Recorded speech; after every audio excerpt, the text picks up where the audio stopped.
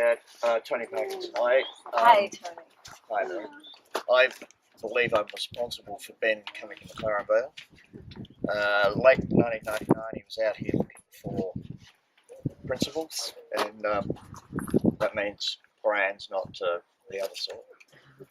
And he'd been to Western Australia and elsewhere, and I think he was about to go home because he had like 3 weeks here with not much success. Anyway, in a couple of days, he connected with a small brand in the Barossa, and I can't remember offhand which one it was to begin with. Ben, can you remember? I think Simicky. So I think that's right. he got that on board, and that raised his confidence, and he found a bottle of Penny's Hill in East End Cellars. So he contacted me by phone, introduced himself, said he would come down and meet me, which happened.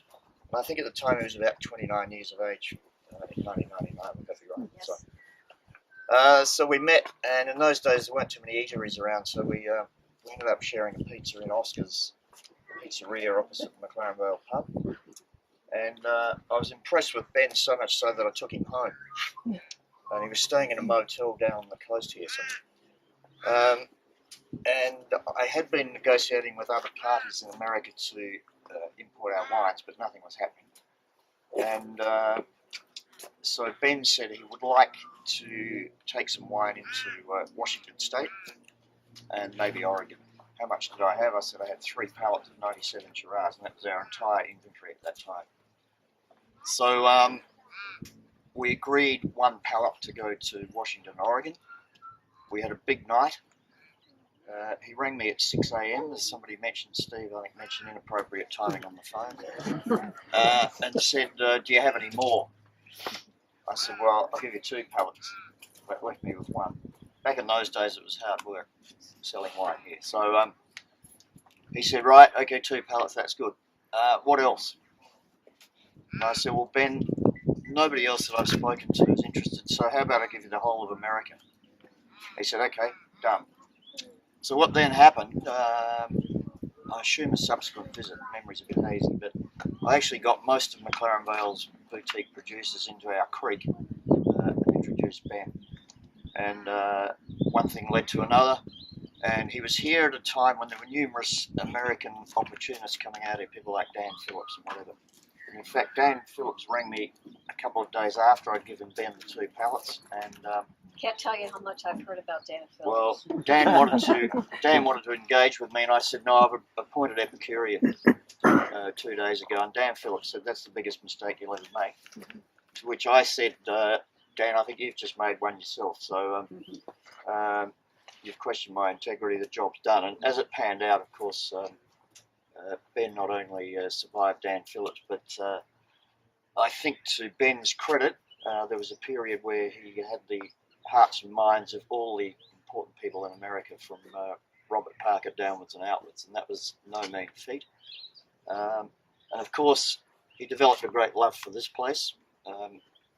His idiosyncrasies have been discussed, but I think the important thing about McLaren Vale is we can tolerate the good, the bad, and the indifferent with Ben. And I think I was thinking about the assembly today that if he was here, he'd be arguing with everything that's been said. including me, I'm sure. Including his mother. And the other connection I have with Ben, and I think we're probably were his longest ranking principals because we started early, and I think we had 17 years connected. The other connection was going fast.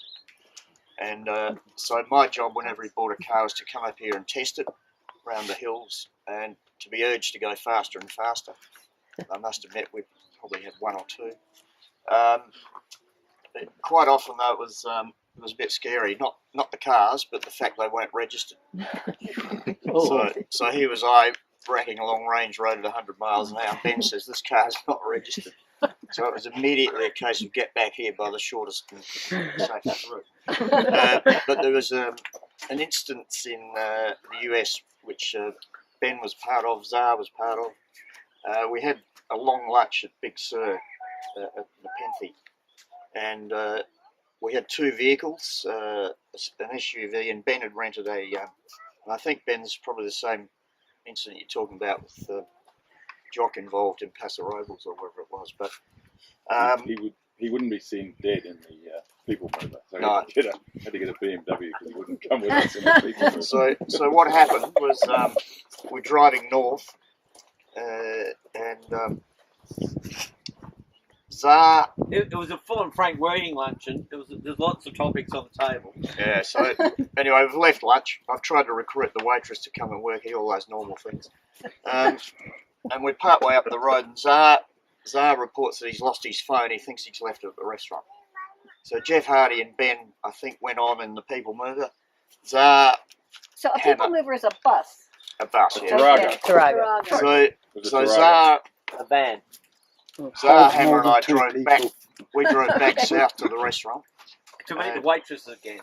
Yeah, I met the waitress again. Her name was Rose, actually, but she never turned up. And we then discovered that the phone was in the people mover, correct?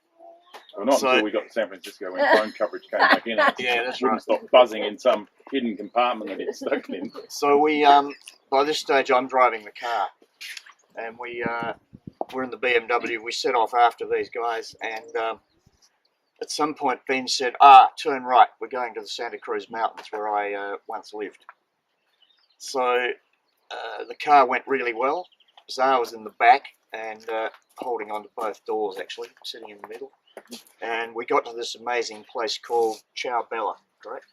Ben was driving originally, and I was in the back seat, and we had a full and frank working luncheon. And even before Parky got into the car, I thought I might sit in the middle just in case, because once I was going to do that, and Parky said, "Let me have a go at this, hire car, late model BMW." And Parky's a great driver, but he'd had the same lunch and decided he'd show Ben how well he could drive. Except for one small miscalculation, he didn't have his glasses, and he'd forgot he was in the United States, and he was slowing down to 100 at every corner. But it was 100 miles an hour, not 100 kilometres an hour. True. So we had this incredible lunch at a crazy place called Chow Bella, and that's a whole other story which we won't go into. But yeah, Ben certainly made his mark in many, many ways, and they're two of my clear recollections of first meeting him. And so I take some responsibility for his being here. And he did love this place, and when you stand and look around, of course. So let's get on with celebrating, shall we? Yes.